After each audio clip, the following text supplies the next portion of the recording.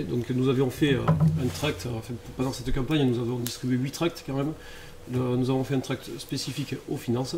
Actuellement, la ville est en été aux alentours de 4-5 millions d'euros et nous allons relancer les emprunts qui arrivent à extinction. Nous remboursons 900 000 euros par an d'emprunts plus intérêts. Et dans les 3 ans qui arrivent, 6 emprunts arrivent à extinction. Si nous ne les relançons pas, le remboursement annuel de la dette tombera à 400 à 500 000 euros environ. En relançant ces emprunts au fil du temps, nous sommes en capacité d'emprunter 5 à 6 millions d'euros. Et ce qui est important, ce n'est pas le volume global de la dette, qui remonterait à 9-10 millions, mais la capacité de remboursement que l'on a.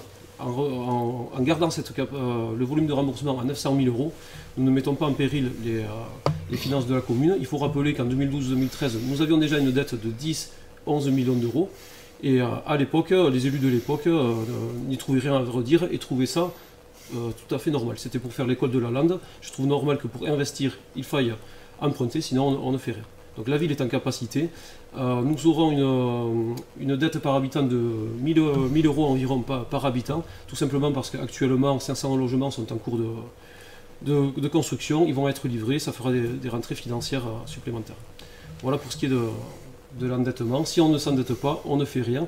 Et les Tyrossais savent bien que ça fait 10, 15 ans, 20 ans qu'ils réclament des moyens pour la culture, des moyens pour les associations, des salles pour les associations, et nous les créerons grâce notamment au projet de l'usine Adidas qui sera un lieu central.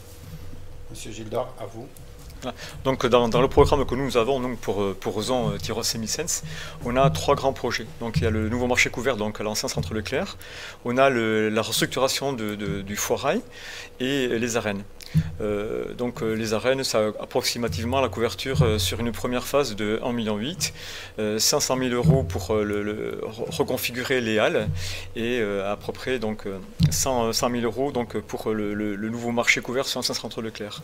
Quand on considère l'endettement de la commune, donc effectivement en fin 2019, nous étions à peu près à 6 millions et quelques d'endettement et on peut considérer effectivement que pour une commune de la grandeur de Tyros, on peut, en 2012 par exemple, Tyros a eu un endettement de 10 millions d'euros. Et effectivement, d'ici 2022, d'ici 2023, quelques emprunts donc, vont arriver à terme et on aura une capacité effectivement d'emprunter pratiquement de 4 à 5 millions d'euros. Donc ce qui nous laisse largement donc, la capacité d'investissement pour nous faire nos projets, donc, que sont les arènes, hein, qui est du patrimoine foncier donc, de Tyros, de la collectivité. Le foirail, c'est exactement la même chose. Et donc on pourra donc, emprunter de façon très très souple. Et je rappelle, donc il y a aussi, on vient de vivre un contexte très très particulier, pandémique et de récession économique. Donc moi je pense qu'on va avoir aussi des années et des mois un peu plus compliqués. Donc on va avoir beaucoup à travailler sur le social, la solidarité, la proximité avec tous les Tyrossais. En effet, il y a quelques années, la Cour des comptes avait mis en garde la collectivité. Mais effectivement, il y avait eu la construction de l'école de la Lande qui se justifiait parfaitement. Je voudrais rappeler que 70% des foyers qui habitent la communauté de communes Max sont des foyers qui sont éligibles à un logement social. C'est pour vous indiquer un peu la tranche, vous expliquer que ce sont des foyers modestes. Donc il n'est pas question que nous augmentons la fiscalité et nous considérons que, encore aujourd'hui, les finances sont fragiles. Tout emprunt qui arrivera à terme, parce que la construction sera achevée, nécessitera par-dessus le marché, de l'entretenir.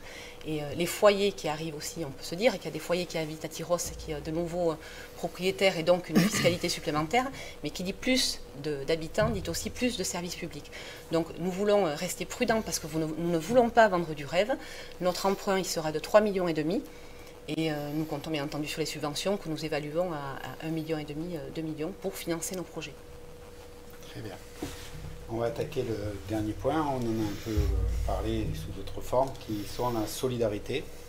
Donc pour la solidarité, on aura Gildor qui démarrera, Madame Petit qui finira par... Alors là, la question qui nous a été posée est très simple. Quelle politique pensez-vous développer pour les plus fragiles?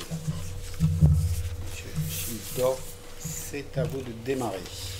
Donc une politique de solidarité, on vient de le vivre hein, donc, avec ce contexte pandémique et de récession. Donc nous on va avoir effectivement une politique donc, de solidarité, c'est vraiment sans faille quoi. Donc, pour soutenir les plus fragiles et les accompagner.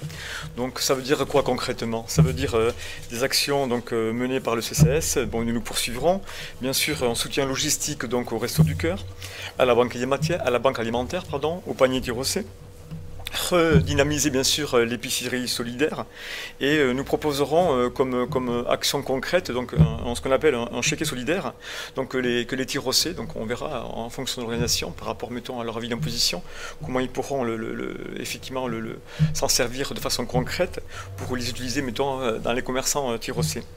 Bien sûr nous maintiendrons dans Tyros donc ce qu'on appelle les transports solidaires.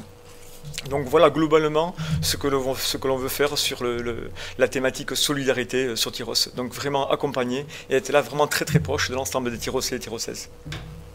À vous, là, je pense qu'on est sur un domaine très particulier pour vous. Très particulier et qui, oui, effectivement, qui est très important.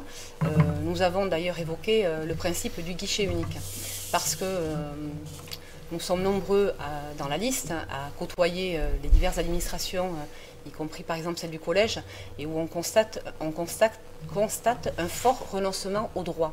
Qu'il s'agisse des bourses par exemple, qu'il s'agisse des droits au RSA, eh bien on s'aperçoit que la difficulté administrative fait que la personne, quand elle vient prendre ces informations, eh bien souvent elle ne répond pas, elle ne revient pas parce qu'il lui manque des documents et puis il faut qu'elle revienne. Elle trimballe toujours son petit baluchon de conditions sociales un peu compliquées.